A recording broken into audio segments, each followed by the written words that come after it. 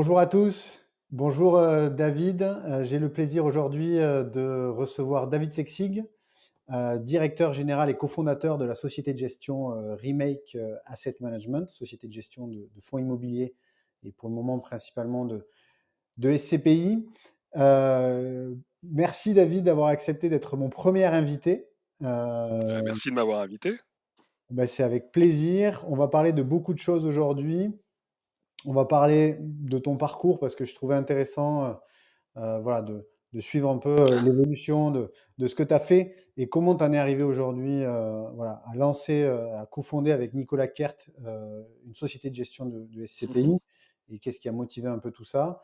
On parlera de tes convictions immobilières du moment, évidemment, des résultats 2022 de la SCPI Remake Live, qui est la SCPI que vous avez lancée avec Nicolas en 2022. On parlera aussi des perspectives, ta vision des perspectives du marché des SCPI dans sa globalité en 2023 et plus précisément, évidemment, des perspectives de Remake Live, puisque c'est aussi ce qui nous motive, c'est d'échanger sur le produit que tu gères au quotidien avec tes équipes, la SCPI Remake Live. Voilà. Donc, si tu peux nous dire en quelques mots ton parcours, parce que tu as été dans des grands noms de la gestion immobilière, des fonds immobiliers dans les SCPI. Je cite Amundi Immobilier notamment et Perial AM. Et tu les as. Voilà, à un moment donné, il s'est passé un événement X ou Y qui a fait que tu as décidé de te lancer dans l'aventure entrepreneuriale. Donc, voilà, si tu pouvais un peu nous dire ce qui a motivé ce passage à l'entrepreneuriat et qui t'a boosté sur pourquoi je vais lancer aujourd'hui une société de gestion et qu'est-ce que je vais en faire. Voilà. Ok, alors vaste sujet, hein, mais on va pas faire un podcast là-dessus parce que tout le monde va Non. s'endormir. Ça serait très très ennuyeux. Non, ce que je peux te dire, Jérémy, c'est que moi j'ai commencé en finance de marché. À la base, j'ai une formation financière. J'ai commencé comme gérant monétaire, puis gérant obligataire dans une banque privée. Je suis rentré dans l'immobilier totalement par hasard. En 2005. J'ai l'impression que quand je dis ça, tout le monde se marre parce que j'ai l'impression qu'il y a beaucoup de gens qui sont rentrés dans l'immobilier un peu par hasard. Euh, un peu par la petite porte. J'ai été gérant de fonds institutionnel en 2005 pour une compagnie d'assurance du groupe Crédit Agricole. Et donc dès Oui. 2005, j'ai commencé à investir à l'étranger et à gérer des fonds à l'étranger. Euh, donc l'étranger, je sais qu'il y a pas mal de SCPI qui s'y sont mis un peu tardivement. Moi, ça Mhm. fait 17 ans que j'investis déjà à l'étranger. Et Nicolas a un parcours un peu similaire aussi. Donc c'est pas quelque chose qu'on a découvert l'année dernière. Euh, Par la suite, j'ai intégré Amundi, effectivement, immobilier en 2011 pour gérer les SCPI. Alors, à l'époque, tout le monde m'a regardé, m'a dit, mais t'es fou, t'es gérant un stit chez un assureur, qu'est-ce que tu vas faire pour aller gérer les SCPI? C'est nanar. Euh, donc, j'ai été dire, bah, aujourd'hui, tout le monde ne parle que des SCPI. En Oui, parce qu'il n'y 2010-2011, avait pas les mêmes volumes de collecte à l'époque que ce qu'on pouvait connaître sur les fonds financiers au final. pas les mêmes volumes, les véhicules étaient principalement à capital fixe, ils commençaient à se Mhm. transformer en capital variable. Il faut pas se mentir non plus, les sociétés de gestion se sont beaucoup professionnalisées depuis, hein. À l'époque, il y avait quand même pas mal de gens qui étaient encore polytraumatisés de la crise immobilière des années 90, hein, qui avait fait quand même beaucoup de mal dans le Mhm. marché. Et donc les SCPI, tout le monde regardait ça avec un air un peu bizarre. Et c'est là où j'ai rencontré Nicolas Kert, chez Amundi. Donc ensemble, on a repositionné à l'époque une SCPI qui s'appelait SCPI Rivoli Avenir Patrimoine, pardon, Ouais, je me qu'on a souviens très bien. repositionné de 2010, que j'ai géré de 2011 à 2016 à peu près, avec une stratégie d'investissement dans Paris intramuros sur la valeur foncière. Ça a très bien marché. Par la suite, j'ai basculé sur un autre typologie de fonds, parce que j'ai géré entre 2016 et 2018 Opsimo. Opsimo, qui était Mhm. un très très gros véhicule que j'ai emmené de 2 milliards à 6 milliards de capi, un véhicule qui était investi dans presque une dizaine de pays. Une expérience incroyable. Et je remercie Amundi de m'avoir fait confiance à l'époque parce que c'était un véhicule extraordinaire pour apprendre plein de choses, pour pouvoir se perfectionner, pour pouvoir être encore meilleur. puisque quand sur ce type de véhicule, il y a un nombre de problématiques qu'on n'imagine même pas, hein. L'immobilier, c'est hyper. Enfin, la gestion de fonds immobiliers, on a tendance à l'oublier parce que c'est vraiment géré comme des fonds par des vrais gérants, hein. J'ai encore deux, trois réfractaires qui parlent, quand ils parlent de sociétés de gestion de SCPI, ils appellent ça les gestionnaires de SCPI. Oui, Non, oui. c'est pas un syndic, hein. Enfin, une SCPI, c'est pas géré comme un syndic. Vous avez des SCPI qui ont des capitalisations plus grosses que certaines foncières cotées. Oui, Ce oui, sont non, des véhicules, il y a une gestion active derrière et on le verra dans la manière dont vous travaillez bien chez, sûr, chez Remake. bien sûr. Il y a plein de types de gérants, mais effectivement, il faut avoir une gestion active. Par la suite, j'ai intégré Perial, belle maison, sur lequel j'ai pu accompagner le lancement de PF Grand Paris à l'époque, Oui. qu'on avait passé en capital variable. Très belle boutique. Et je vais repositionner un petit peu PFO2 et PFO avant Oui, parce que d'aller. là, tu étais sur la direction de l'ensemble des véhicules Oui, papier, absolument. Ouais, papier. ouais, ouais, ouais. Avant, j'avais été responsable donc, de toute la gestion PCI grand public chez Amundi, puis chez Perial, je suis revenu au SCPI. Et c'est vrai que j'ai une affection, hein, même si j'ai géré pas mal de produits dans ma vie, hein, parce que c'est vrai que je crois que j'en suis à la 10e SCPI que je gère. Donc, j'en ai fait, Et j'en là, ai tu fait un t'es peu le dit, tour. c'est le bon moment, j'ai des convictions particulières, c'est des bons moments pour les mettre en application et entreprendre avec Nicolas sur une société de gestion que vous avez. C'est quoi Alors oui, qui a été l'étincelle? entre les deux, on a eu un passage commun chez Novaxia. Et Ouais, puis, effectivement, ce qui est amusant en fait dans le parcours, c'est que si je prends un peu de recul, je me rends compte que je suis allé depuis 2005 dans des boîtes de plus en plus petites. oui. Je suis passé de chez Amundi. Alors attention, Imperial, c'est pas une petite boutique, mais ceci dit, quand on sort de chez Amundi qui gère 30 milliards d'euros pour aller chez Imperial à l'époque quand je gérais 3, c'est pas tout à Oui, fait les il y a mêmes quand même enjeux. une bascule. Voilà, il y avait une bascule et à l'époque après Novaxia était encore plus petit, etc., etc. Et au fil de, si on doit faire un peu d'introspection, clairement, il y avait déjà à l'époque une volonté de liberté, de sortir des grosses boutiques, De de souplesse. souplesse, ouais, voilà, même si je suis pas très souple, Ouais. de souplesse, d'avoir plus de liberté dans le choix de ses actifs, dans le choix des stratégies, être plus réactif aussi, hein. Dans une grosse maison, hein, on passe 3 comités avant de bouger une oreille, c'est pas toujours très très réactif. Donc, effectivement, de manière inconsciente, il y avait déjà une volonté d'indépendance forte et d'affirmer ses idées. Ce qu'on a fait avec Nicolas, puisqu'on a monté Remake Asset Management, on a eu l'agrément de la société de gestion en décembre 2021. Oui. On a lancé la SCPI, qui est notre premier produit, Remake Live, en février 2022. Ensuite, en mars 2022, on a ouvert la commercialisation au public. En mai, on a eu le label ISR. En juin, les assureurs ont commencé à référencer le produit en assurance vie. On y reviendra, mais ça, c'était un point important parce que le produit a été bâti pour s'intégrer dans l'assurance vie en tranquillité de compte. Et voilà, fin 2022, on a eu la joie d'avoir effectivement une très beau taux de distribution de 7,64%, 4 pays déjà ouverts, 18 acquisitions réalisées en 9 mois sur ces 4 pays que sont l'Espagne, l'Irlande, la France et les Pays-Bas. Et puis aujourd'hui, là, je regardais ce matin les chiffres, là, enfin, il y a 2 jours, on est maintenant, on a dépassé une capitalisation de 150 millions Hmm. d'euros. Donc ça va vite, ça va très vite, et on est effectivement ravis de ce succès, de pouvoir faire ce qu'on avait envie de faire, de pouvoir le faire librement, et de pouvoir déployer ses convictions naturellement en tant que gérant. Et quand on parle d'entrepreneuriat et de création d'entreprise, on parle souvent de mission, de vision. C'est quoi la mission de Remake Asset Management? C'est quoi la vision? Et qu'est-ce qui, en fait, en fait une société de gestion à part entière dans un univers des sociétés de gestion? En épargne immobilière, il y a près de 38 sociétés de gestion aujourd'hui, presque 40. C'est quoi, voilà, le positionnement, la vision de la société de gestion, sans parler du produit lui-même, mais de la société de gestion? C'est quoi votre volonté d'apporter à ce marché sur les prochaines années? Alors nous, notre volonté, elle est clairement d'apparaître comme un acteur de référence dans l'épargne immobilière responsable, avec un biais sur la performance. C'est-à-dire qu'on veut véritablement déployer une stratégie opportuniste sur nos produits, Et ça, c'est extrêmement important, c'est-à-dire de recherche de performance, non pas absolue, mais presque, euh, en complément d'une vision ESG très très forte. Alors sur Remake Live, qui est notre premier produit, on a accentué le S de ESG, hein. Je rappelle que Mmh. ESG, c'est environnemental, social et gouvernance.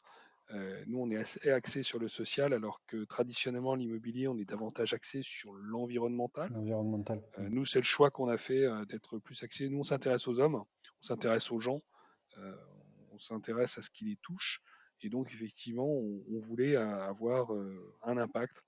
Alors, à partir de là, on s'était dit, bah, OK, ça, c'est notre vision, mais comment on peut vraiment agir socialement tout en déployant de la performance? Parce que clairement, si on fait un fonds avec 100% de social, bon, bah, ça s'appelle de la philanthropie. Donc, c'est Mmh. plus un fonds d'investissement qui va déployer une performance financière. On va déployer une performance extra-financière, ce sera autre chose. Oui, En parce tout que cas, ça, souvent on c'est fait de la cette opposition avec performance financière versus performance extra-financière en disant finalement c'est peut-être pas compatible au final les deux. C'est comme voilà, la croissance économique avec un monde idéal dans lequel il y aurait peu consommation bas carbone, il y a des oppositions qui se créent. Est-ce qu'il y a une opposition entre le fait d'avoir une SCPI qui a un attrait, une dimension Je crois sociale, que, tout en ayant de la performance financière? Finalement, ce que je tu crois dis, que c'est que quand c'est peut-être possible. ouais, je crois que quand on veut agir, il faut être pragmatique. Il faut pas être dogmatique. Sinon, on fait rien. Parce que si Hmm. on est dogmatique, on est trop nombreux sur la planète pour essayer de convaincre tout le monde. Alors, si on prend un bâton de pèlerin et puis on essaie de convaincre tout le monde, alors on aura des fidèles, hein, on va y arriver, mais ça sera plus long. Alors, le pragmatisme, c'est quoi? Le pragmatisme, c'est de se dire, moi, je veux quantifier mon action, je veux qu'elle soit quantifiable et surtout, je veux qu'elle soit importante. Donc, pour Hmm. qu'elle soit importante, il faut que j'ai beaucoup de collecte. Si je collecte beaucoup sur un véhicule, je peux agir avec ce véhicule de manière importante. Donc, il ne faut pas opposer les choses. Donc, ce qu'on a voulu faire, c'est on a voulu s'intégrer dans l'assurance vie pour avoir des canaux de collecte importants, puisque c'est là où l'épargne transite, hein, aujourd'hui, il ne faut pas se mentir, même l'épargne immobilière. Mais par contre, on a voulu utiliser, c'est un peu comme la taxe, hein, c'est-à-dire qu'on a voulu avoir une base plus faible sur l'action, c'est-à-dire dire, bah, nous, on fait une poche sociale qui n'existait pas dans les CPI de l'ordre de 10%. Cette année, hein, les CPI ont collecté 10 milliards d'euros. Ouais. C'est le chiffre officiel, hein, de l'ensemble du marché des SCPI. Si toutes les SCPI avaient une poche sociale, alors c'est pas ce qu'on souhaite forcément, mais en tout cas, si toutes les SCPI avaient une poche sociale, c'est 1 milliard d'euros qui aurait pu être investi dans le social sans faire la moindre douleur pour les associés, puisque finalement, on a des primes de risque extrêmement importantes sur l'immobilier qui font qu'on a la performance moyenne du marché a encore dépassé les 4,50% cette année, Hmm. le taux de distribution. Donc quand vous abandonnez 10% de performance, on reste sur des niveaux très très positifs de performance pour l'ensemble des associés, de performance financière, donc de taux de distribution. Par contre, on peut avoir des effets, on peut agir de manière très très importante grâce à ça. Donc c'était grosse assiette, petit taux, pour Hmm. pouvoir agir et pouvoir mesurer les choses. Après, c'était notre choix. Donc nous, on est véritablement toujours dans cette logique. On est vraiment dans cette logique d'aller capter toujours des flux importants et d'affecter une partie de ces flux à nos convictions ESG, parce que si on affecte une petite partie de ces flux, bah, finalement, l'investisseur l'accepte parce que sa performance financière n'est pas trop affectée. Par contre, nous, on a vraiment de moyens, grâce à l'ensemble des flux importants, pour pouvoir agir et faire ce qu'on a envie de faire. Donc, ça, c'est très très fort dans l'ADN de la boutique et c'est partagé par tous les. Parce que nous, effectivement, on est deux fondateurs, mais on a 5 directeurs associés qui nous ont rejoints. Ouais. Et cette conviction, elle est vraiment partagée par tous. C'était le choix de la boutique, le choix de se positionner de cette manière dès le départ. Et sur la stratégie d'investissement, aujourd'hui, donc, bon, Remake Live, vous avez fait le choix d'avoir un positionnement diversifié, puisqu'elle est classifiée comme Mhm, étant une SCPI diversifiée. bien sûr. Et justement, ce qui m'intéressait par rapport au parcours que tu as, c'est pour ça que ça me fait très plaisir qu'on puisse échanger aujourd'hui, c'est que tu as historiquement un parcours qui est très axé sur la gestion immobilière de bureaux. Et Mhm, depuis quelques temps, dans le marché des SCPI, donc là, je prends un peu d'auteur, mais il y a une espèce d'opposition qui se crée entre, alors, soit naturelle, soit parce que les gens ont envie de créer l'opposition, parce que ça crée le débat, mais d'un côté, des SCPI qui vont être thématiques ou qui vont être axés sur une classe d'actifs bien particulière, le bureau, par exemple, sachant que le bureau, historiquement, c'est la classe d'actifs, phare dans le milieu des SCPI puisque Mmh. si on consolide toute la capitalisation des SCPI, il y a plus de 65 de bureaux, heu, en valeur vénale dans l'ensemble des SCPI. Donc on a tendance à faire cette opposition entre, les SCPI qui se cantonnent à une classe d'actifs et des SCPI diversifiés. Quand on analyse la performance des SCPI par chaque catégorie, bureau, thématique santé, logistique et diversifié, on se rend compte que la catégorie SCPI diversifiée, c'est la catégorie qui aujourd'hui offre le taux de distribution moyen au-dessus des autres catégories. Donc, moi j'ai une question très simple, c'est est-ce que finalement aujourd'hui, quand tu as décidé de lancer une société de gestion avec Nicolas, vous vous êtes dit, par expérience, il ne faut pas qu'on aille se cantonner à une classe d'actifs parce qu'on pense aujourd'hui que c'est une mauvaise. Le gérant, il est enfermé dans un carcan et du coup, c'est pas bien pour lui d'être dans ce schéma-là, alors que jusqu'à présent, c'est les schémas dans lesquels tu as plus ou moins évolué, sauf sur l'OPCI, mais globalement sur les SCPI. Ou est-ce que c'est parce qu'il y avait une volonté à un moment donné de se démarquer de ce que font d'autres acteurs et donc il fallait trouver un positionnement différent. Est-ce que ça venait d'une conviction immobilière ou ça venait d'un positionnement? Alors, il y a 2 choses. Il y a une conviction immobilière et après il y a une conviction de fund manager, c'est-à-dire de gérant de fonds.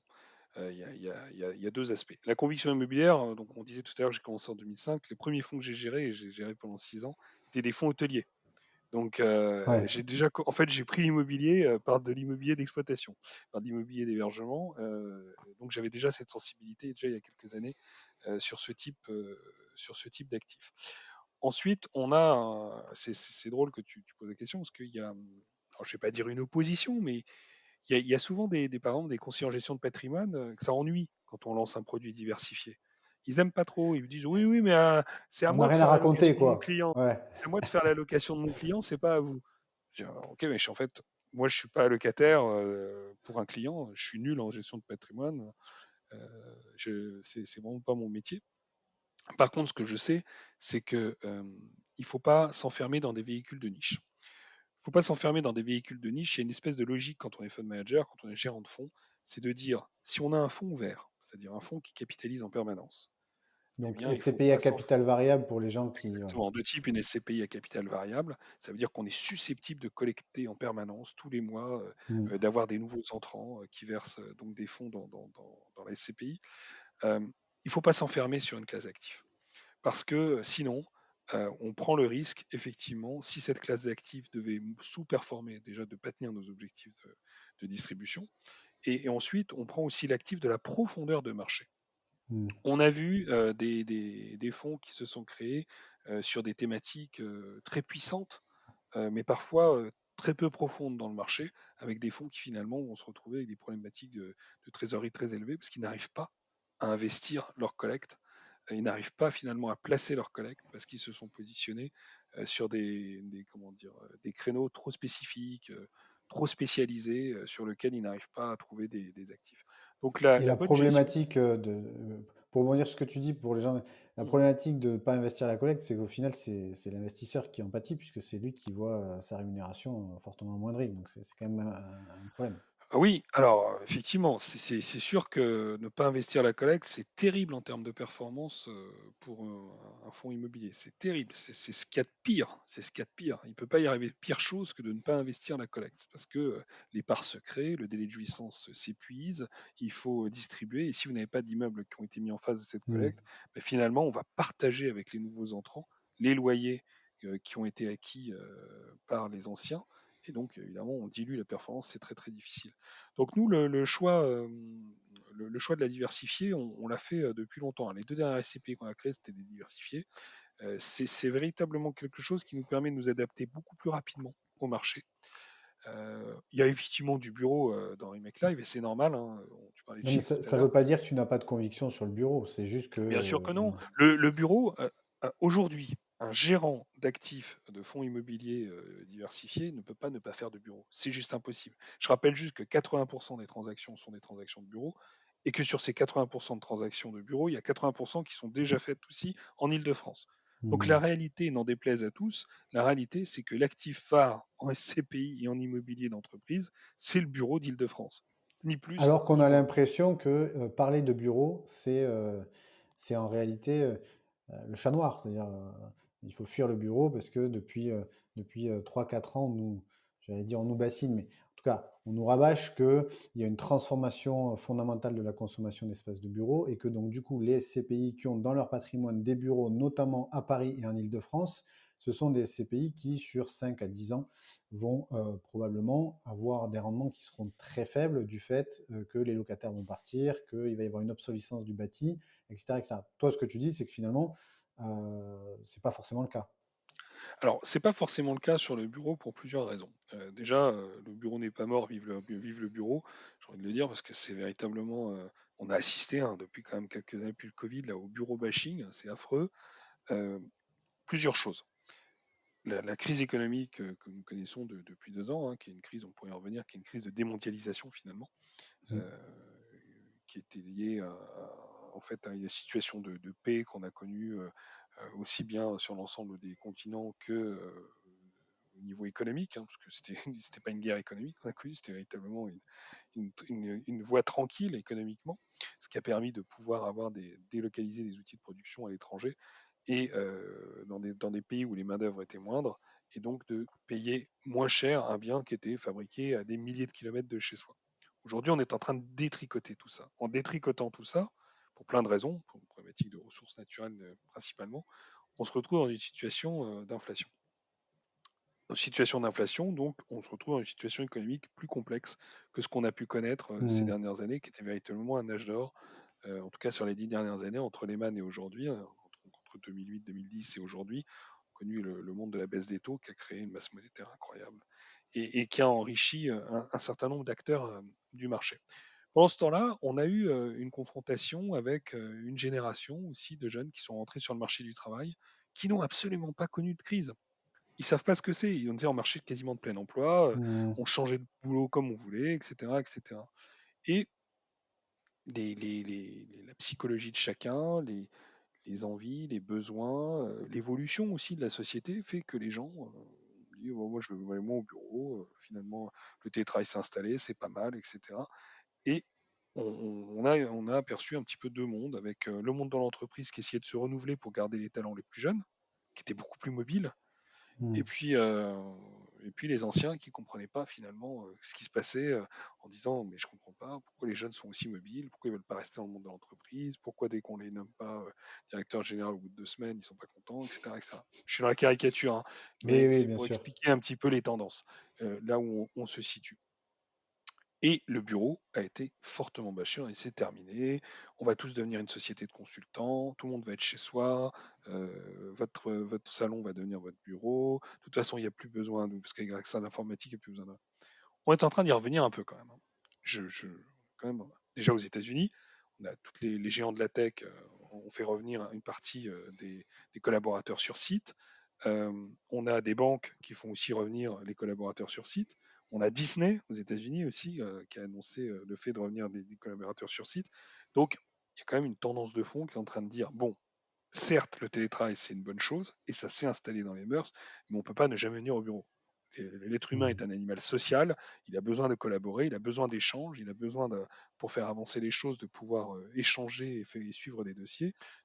Toute la partie créative quand on est en lancement de projet, si on n'est pas les uns face aux autres, on perd toute l'opportunité, toute la spontanéité de l'idée, Mais puisqu'on n'a pas le temps. Ah oui, je l'appellerai plus tard. est-ce que tu te Et ça, serais ça vu joue. lancer une société de gestion sans faire de réunion pour savoir quelle stratégie vous alliez mener pour faire la société de Mais c'est gestion? Jamais. impossible. Les C'est meilleures impossible. réunions qu'on a fait, on les a fait au café avec une bière. Bien sûr, Je suis désolé. C'est ça la réalité. bien sûr. C'est des réunions où tout le monde lançait des idées. C'est des réunions où les échanges étaient libres, étaient permis. Et c'est là où on a pu lancer les choses. Donc, voilà, on a un peu divergé. Mais tout ça pour dire que Oui, le oui. monde du bureau, effectivement, est en train d'évoluer. On voit effectivement un certain nombre de gens qui reviennent au bureau. Le bureau est en train de subir une mutation. C'est évident. Mais le bureau, il a quand même des contraintes qui font que, aujourd'hui, il y a quand même des contraintes environnementales qui font que, il va quand même retrouver une seconde vie a priori. Déjà, on a une double contrainte. La contrainte qui est à la fois de la densification et des centres-villes, et à la fois la contrainte de la zéro artificialisation nette. C'est-à-dire que, qu'est-ce que ça veut dire? C'est-à-dire qu'aujourd'hui, on explique finalement que pour économiser des ressources, il vaut mieux concentrer les gens dans les métropoles et donc dans les centres-villes, parce que c'est plus facile pour la ville et pour la société de se développer de cette manière, sauf que Mmh. socialement, on voit bien que les gens n'ont pas trop envie. On a de plus en plus de gens qui résistent finalement à une densification. C'est des effets de balancier, hein. Ça s'est beaucoup densifié. Aujourd'hui, on est en train un petit peu de revenir en arrière. On a vu des projets de tours énormes sur lesquels, de tours d'habitation sur lesquels on n'a pas pu aller. On n'a pas pu densifier davantage Paris ces derniers temps. Ça n'a pas fonctionné. Ça n'a pas été accepté finalement par les populations qui n'en avaient pas envie, qui ne voulaient pas aller dans cette direction. Et puis, donc, vous avez une problématique qui est la densification. Oui, c'est possible, mais on touche un peu à la limite dans les très grosses villes. Mmh. Et puis de l'autre, vous avez, ah oui, mais alors attention, on nous interdit maintenant de construire n'importe comment, puisque on doit raisonner en zéro artificialisation nette. Ce qui veut dire qu'en fait, il faut utiliser des immeubles déjà existants si on veut Mmh. reconstruire quelque chose, si on veut développer quelque chose. Ce que je pense, enfin en tout cas c'est la théorie, ce que je pense, c'est qu'aujourd'hui, effectivement, le marché il est à deux vitesses. On a un marché de centre-ville très cher, avec des espérances de loyer qui sont gigantesques, mais que tout le monde ne peut pas payer. Et puis on a le marché, non pas de la banlieue, mais de la ville proche, c'est-à-dire c'est cette première couronne qui, elle, est en pleine zéro artificialisation nette. Je vais y Mmh. arriver, hein, elle n'est pas facile à dire pour moi à chaque fois que je le Ah! vois. Mettre des bâtons dans les roues. Voilà, je vais dire ZAN, hein, je crois, parce que ça va être plus simple pour tout le monde. Sinon, tu vas perdre des auditeurs. Donc, on a effectivement la ville proche qui, elle, a un ensemble de bureaux qui sont là, qui ont le mérite d'exister, qui n'ont pas besoin d'être détruits, mais qui ont juste besoin d'être accompagnés et qui vont permettre de faire le lien en se rapprochant des habitations. Donc, aujourd'hui, nous, on préconise plutôt une appréciation de ces zones proches des centres-villes qui vont permettre aux bureaux de se développer. C'est pour ça que nous, toute notre stratégie d'investissement, elle est certes opportuniste, mais elle est basée sur la valeur foncière.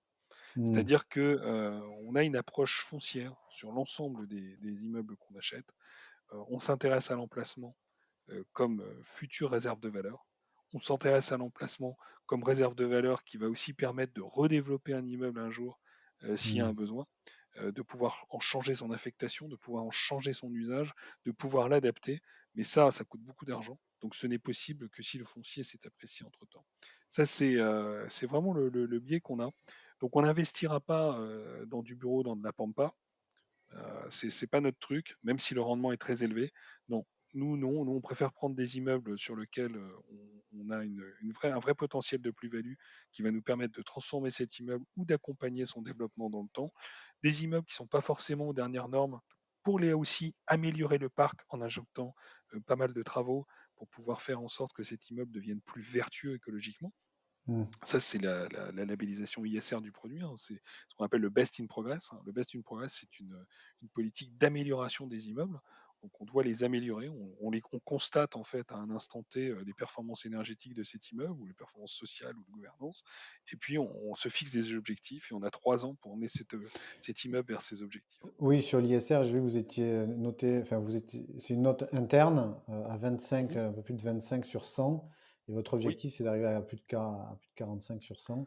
c'est Et donc, ça, ça, c'est tout le exactement. travail de gestion, mais là, au sens pas investissement, mais plus travaux, Ben, amélioration. Ouais. J'ai envie d'être un peu provoque, mais quel intérêt pour la société, franchement, d'avoir un fonds d'investissement qui achète des immeubles neufs certifiés avec des gros labels partout qu'on a payé à 8 ou 9 000 ou 12 000 ou 15 000 euros du mètre, sur lequel on n'agit pas. Finalement, en fait, quand on fait ça, quand on achète des immeubles extrêmement récents, extrêmement neufs, labellisés, euh, on laisse la patate chaude aux autres finalement. On n'améliore pas le parc.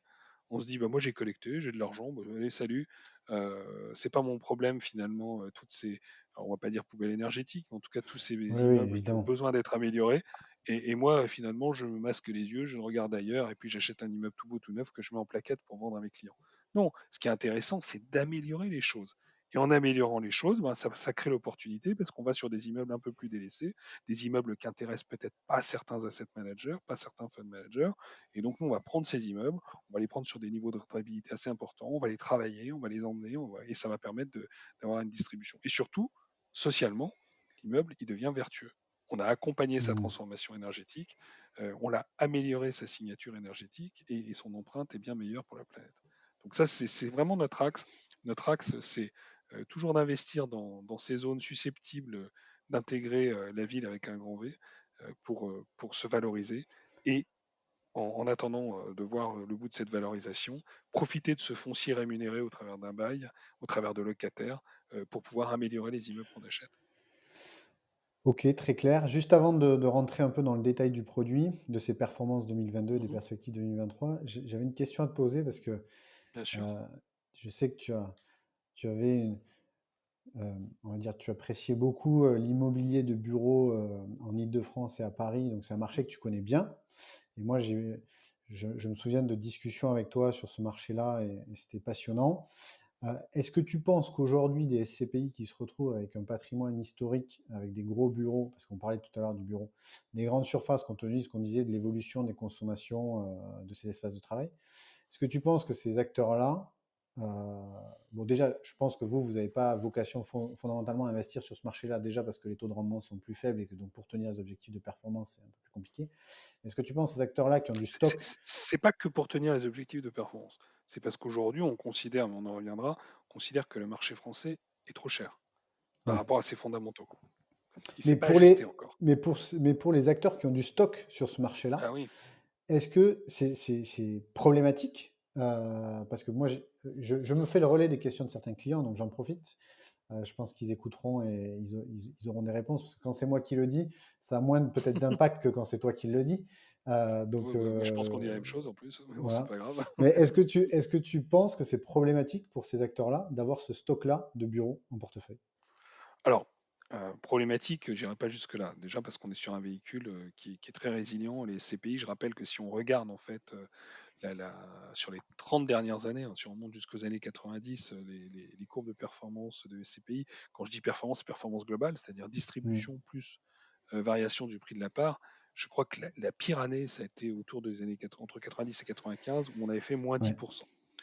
Donc, ça veut dire déjà que même quand on était au fond du trou, quand ça se passait très très mal, c'est des véhicules qui n'ont perdu finalement que 10% une seule année pour rebondir l'année suivante. Donc, on ne peut pas appeler ça une catastrophe, hein. C'est quand même c'est amusant parce que je discutais avec un ami hier soir qui me parlait à chaque fois de professionnels de l'épargne, qui disait ah mais l'immobilier c'est horrible, ça va tomber, ça va s'effondrer, on va tous mourir. Et c'est les mêmes types qui chaque année se prennent des bains de sang sur les actions à moins 1% ou du X ou du Y à moins 30%, ou les obligations qui ont vu la hausse des taux et qui se font déglinguer.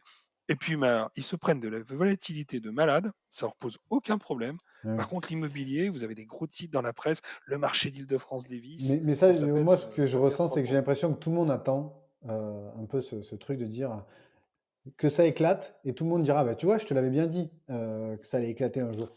Et ouais, bon, je pense qu'il y a une espèce de mythe autour de ça, mais bon, ça c'est un Ouais, autre ouais, mais truc. je suis assez d'accord, c'est les prophéties autoréalisatrices. Et en fait, il y en a qui disent, j'en connais quelques-uns, qui passent leur temps à dire que l'immobilier va mourir. Ça fait 15 ans que je les entends dire ça. Et je lui ai dit, mais tu sais, un jour, tu auras raison. Parce que ça fait 15 ans que tu dis la même chose tous les ans. Oui. Donc une année, tu auras raison, c'est sûr. Ça va arriver, un jour, tu auras raison et tu pourras nous dire, ça fait 15 ans que je le dis. Mais attends, tu auras profité de 14 ans où tu n'as rien fait. Bon, plus sérieusement, alors est-ce qu'on peut Donc parler sur de le stock, problématiques ouais. sur Sur le stock? le, Sur le stock, en fait, bon, nous, on considère, et on a de la chance, on considère que notre timing d'investissement, il est quasi parfait.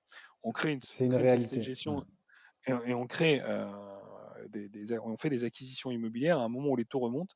C'est-à-dire que tous les ans, tous les mois, on va acheter des immeubles qui ont des rendements de plus en plus importants Hmm. et sur des tailles de plus en plus importants. Donc, on va grossir en même temps que le marché se déprécie. Donc, et ça va permettre de générer de plus en plus de performances.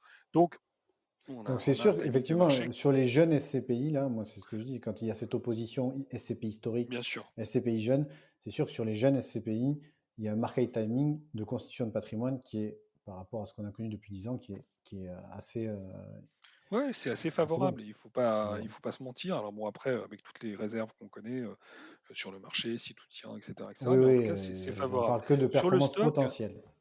sur le stock, Ouais. oui, il faut pas se mentir non plus. C'est sûr que l'effet valeur. Je parle pas d'effet. Je rappelle qu'on est dans des véhicules de distribution, hein. Donc, Hmm. lorsqu'il y a des problématiques de remontée de taux, les taux remontent, ça impacte en fait la valeur des immeubles. Pourquoi? C'est exactement comme une obligation. C'est-à-dire, ce qui se passe, c'est que bah, on a une obligation, enfin, on a un immeuble qui va distribuer du 5%. Bon, bah, demain matin, il y a un nouvel immeuble qui arrive sur le marché au même emplacement, même qualité, mais qui distribue du 6%. bah, il devient plus attractif par rapport à celui qui distribue du 5. Donc la valeur de celui qui a du 5 va baisser pour s'aligner et devenir 6 en distribution. C'est ça, hein, l'effet qui se passe. Et donc effectivement, vous avez un risque de perte en capital, je dis bien un risque de perte en capital sur les CPI qui ont plus de stock. Mais déjà, il ne faut pas s'alarmer parce que les CPI sont des véhicules de distribution, donc ce qui compte le plus, c'est véritablement la capacité des CPI à distribuer leur loyer et à pouvoir tenir leur performance de taux de distribution. Donc ça, c'est extrêmement important. Pour le reste, on oublie aussi, il ne faut pas l'oublier, moi ce que je ferais si j'avais une SCPI qui a du stock, les SCPI qui ont du stock, elles ont acheté parfois il y a très longtemps, elles ont acheté et donc elles ont des plus-values comptables, des plus-values latentes extrêmement importantes. On Mmh. peut très bien imaginer que ces SCPI soient rapides, vendent une partie de leur patrimoine, dégagent des plus-values, réinvestissent dans un marché pour avoir des immeubles qui ont des rendements Mmh. plus élevés, etc., etc. Pourquoi pas? On n'est pas condamné non plus à ne pas bouger, hein, à Oui, il y a regarder les une choses. agilité. Les véhicules Voilà. permettent. En fait, Voilà. Donc, l'engagement pour une il y a- SCPI, c'est de détenir 3 ans avant de céder, non? C'est ça? non, 5 ans. 5 ans, ouais, pardon. Ouais, voilà, 5 ans, pardon. c'est le régime, comme le régime marchand de biens. Donc en Ouais. fait, sinon c'est en qualification marchand. Donc il faut attendre 5 ans avant de pouvoir. Alors la difficulté qu'on peut avoir, et c'est vrai que là, on n'a pas le droit d'arbitrer dans une SCPI plus de 15% du patrimoine par an. Oui. Donc c'est vrai que ça limite en fait la capacité des gérants à pouvoir être extrêmement agiles Mmh. sur la modification de leur allocation, hein. Donc on y revient, hein, la modification de c'est pour ça qu'on a des CPI soit thématiques, soit diversifiées, soit spécialisées, voilà, qui font des choix et qui après pour en sortir c'est plus compliqué. Donc nous on a fait le choix effectivement d'être diversifié comme tu l'as Mmh. dit, parce à aucun moment on veut être prisonnier du marché. On veut pouvoir, si une année, on considère que les hôtels ont fortement déprécié et que c'est bon moment pour y aller, on ne veut pas être prisonnier et priver les épargnants qui nous ont fait confiance d'une opportunité de surperformance sur le produit parce qu'on n'avait pas finalement prévu dès le départ la capacité à être extrêmement agile sur les classes actives. C'est une excellente transition pour parler du produit,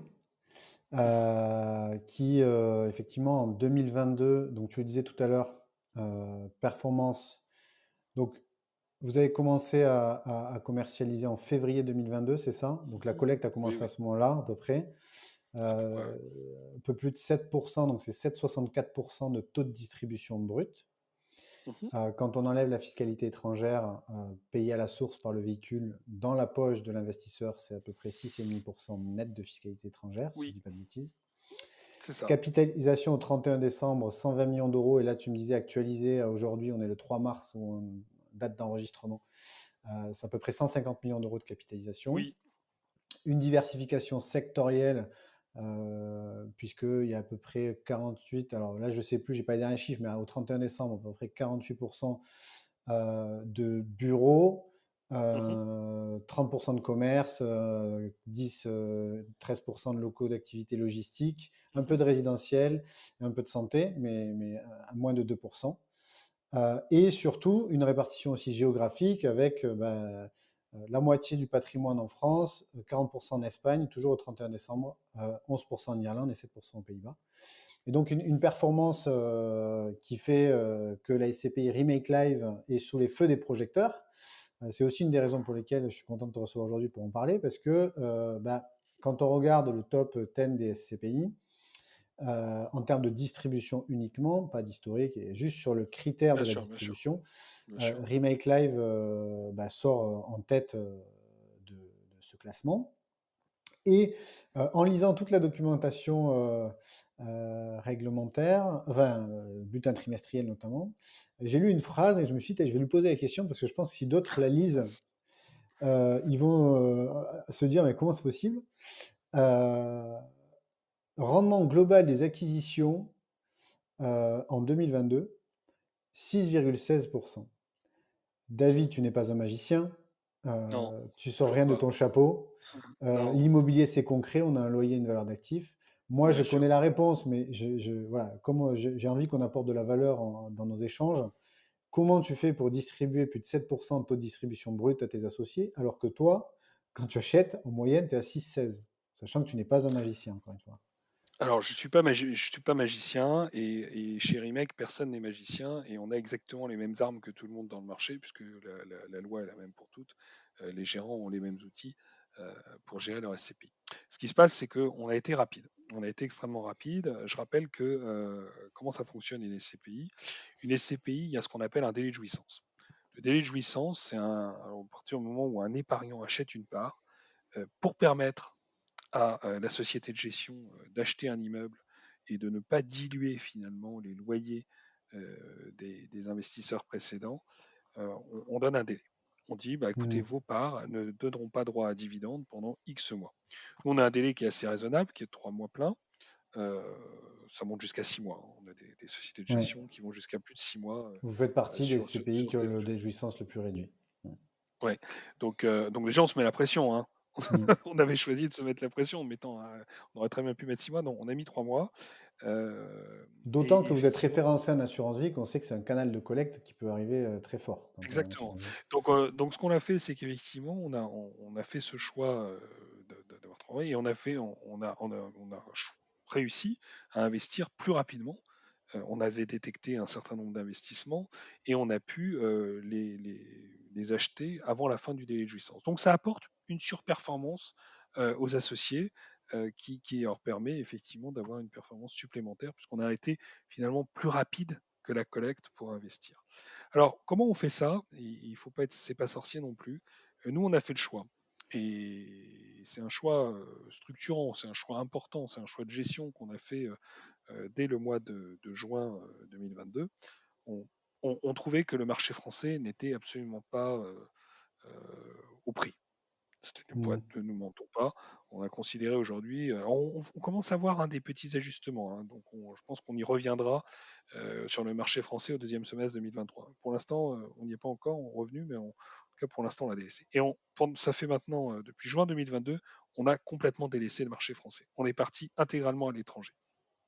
Pourquoi nous sommes partis à l'étranger? Et ça explique aussi une partie de la performance. Pour deux raisons.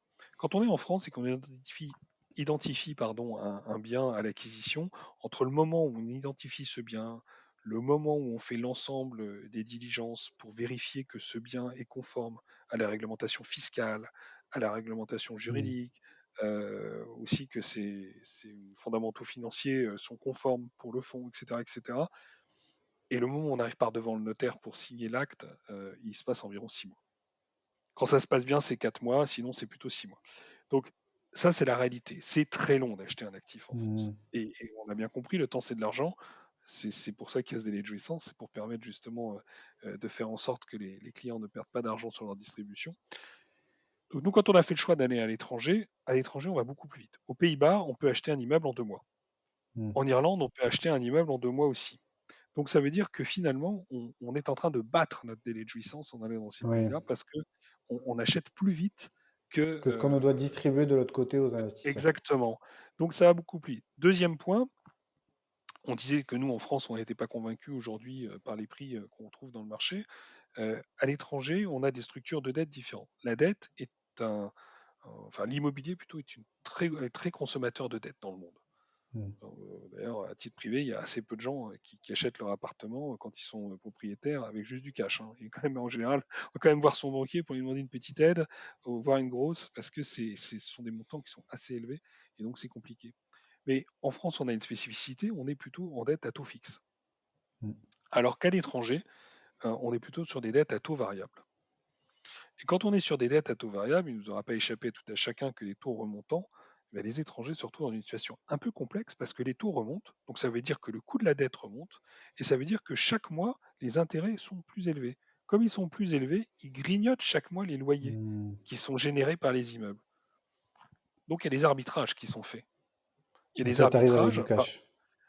il y a des arbitrages qui sont faits par des gérants à l'étranger qui disent bon bah moi j'ai de l'immobilier, mon immobilier tous les jours je perds du loyer parce que je suis en train de me faire bouffer mes loyers par les intérêts de la dette, qu'est-ce que je fais? Bah, peut-être que c'est mieux d'aller faire de l'oblig, peut-être que c'est mieux d'aller faire des actions que ça. Et donc on Mmh. vend. Et on vend dans le marché. Et nous on arrive, on a du cash. Donc on vend et on est en capacité finalement d'acheter des immeubles moins chers que, que le prix qu'on aurait dû payer il y a encore quelques mois. On a acheté un immeuble à Dublin, par exemple, au mois de décembre. Cet immeuble qu'on a acheté à Dublin, on l'a acheté sur un rendement acte en main de l'ordre de 6,15%, je crois. C'est un immeuble, 18 mois auparavant, on n'aurait pas été capable de le payer sur des niveaux de rendement supérieurs à 4,75.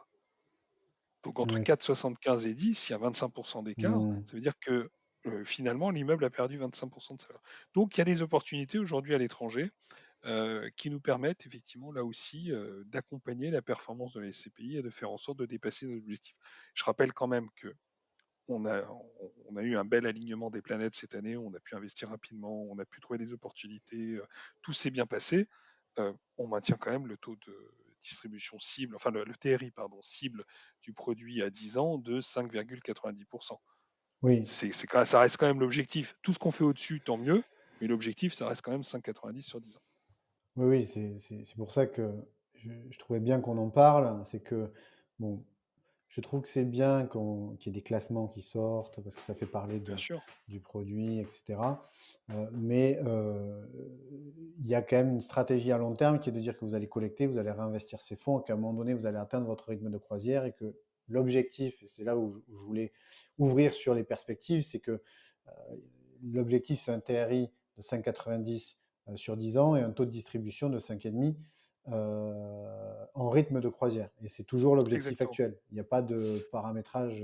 Non, c'est toujours l'objectif actuel. On va tout faire pour dépasser de nouveau cet objectif pour l'année 2023 et on est en cours, hein. On a un certain nombre on a 4 actifs aujourd'hui qui sont comment dire, en exclusivité, donc sur lesquels on travaille, hein, dans des actifs en Europe. Euh, Là, on continue de ne regarder que des actifs à l'étranger, clairement, pour l'instant, et je pense qu'on reviendra sur des actifs français à partir de juillet-août, suivant ce qu'on peut trouver dans le marché, parce qu'aujourd'hui, ça nous semble encore toujours un peu trop cher. Tu t'autorises à communiquer sur un prévisionnel ou vous vous limitez à l'objectif cible? Une Non, bon, fourchette? alors une fourchette, ça sera entre l'objectif et 6,5, donc forcément, C'est une si belle on le fourchette. dépasse, c'est une C'est très fourchette, bien. il y a Il que faut dedans. rester. Oui. Voilà, c'est une fourchette dedans. Mais c'est parce que tu me Bon. l'as demandé, mais sinon, Non, non, effectivement, non, nous, mais on est plutôt prudent, on n'aime pas faire des effets d'annonce. On travaille, on fait notre boulot, on gère nos actifs, on fait au mieux, et on fait toujours au mieux pour les gens qui nous font confiance. Bon, ce qui est sûr, c'est que on continuera toujours de faire au mieux pour essayer de battre chaque année nos objectifs de performance. eh ben, c'est très clair. On arrive au terme de cet échange. J'ai essayé de Ah, faire en sorte qu'on se ça a été limite vite. entre 30 et 45 minutes. Et ben, on a fait 47, un peu de 47. On terminera donc sur ça, l'objectif de performance. On a détaillé la stratégie d'investissement.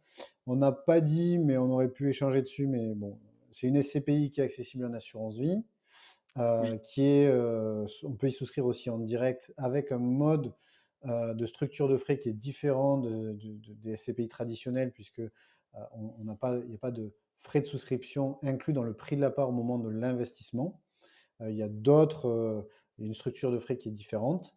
Objectif de distribution entre 5,5 et 6% ou plus, si vous pouvez faire plus, sans engagement, puisque c'est de la performance potentielle. Merci beaucoup, David, c'était très riche. J'ai pris beaucoup de plaisir à échanger encore une fois avec toi. J'espère qu'on aura l'occasion de se refaire ça une autre fois. En tout cas, avec pour moi, ça plaisir. sera avec plaisir. Et puis, je te dis à très bientôt et je te souhaite une bonne après-midi. Merci Jérémy, à bientôt. À Salut. bientôt. Salut.